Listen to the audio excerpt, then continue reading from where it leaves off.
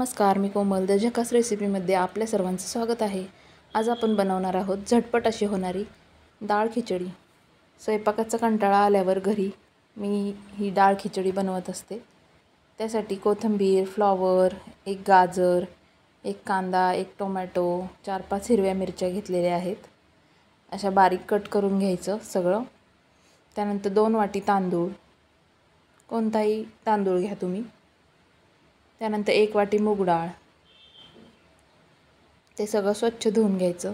त्यानंतर गॅसवर कुकर ठेवायचा, त्यामध्ये 4 ते 5 चमचे तेल टाकायचं।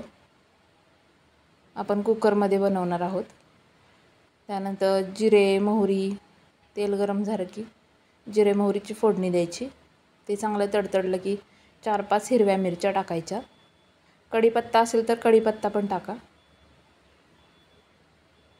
त्यानंतर एक उभा चिरलेला कांदा,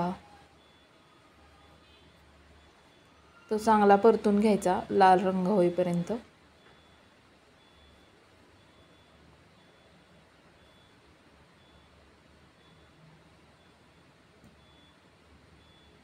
त्यानंतर आपण जे व्हेजिटेबल्स कट केलेत, टोमॅटो, गाजर, फ्लॉवर, तुमच्याकडे वाटाणा असेल, बटाटा असेल, तुम्हाला जे आवडेल ते व्हेजिटेबल्स तुम्ही यात टाकू शकता। हे सर्व मी चांगलं परतून घेते।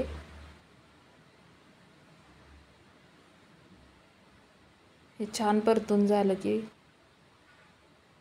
हे पहा, त्यामध्ये 2 चमचे मी आलं लसूण पेस्ट टाकते आणि चिकन बिर्याणी मसाला आहे माझ्याकडं, तो मी 1 चमचा टाकते।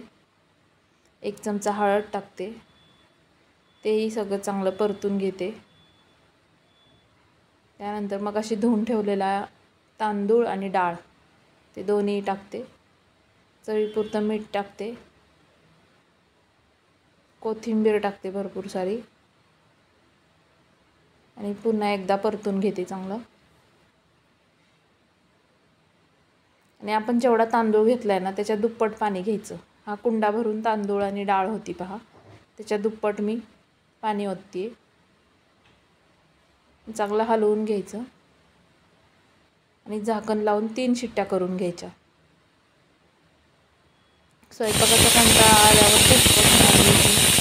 छान अशी रेसिपी आहे। हे पहा, 10 मिनिटानंतर मी गार झाल्यावर कुकर ओपन केला। हे पहा, चांगली शिजलेली आहे डाळ खिचडी, मऊ लुसलुशीत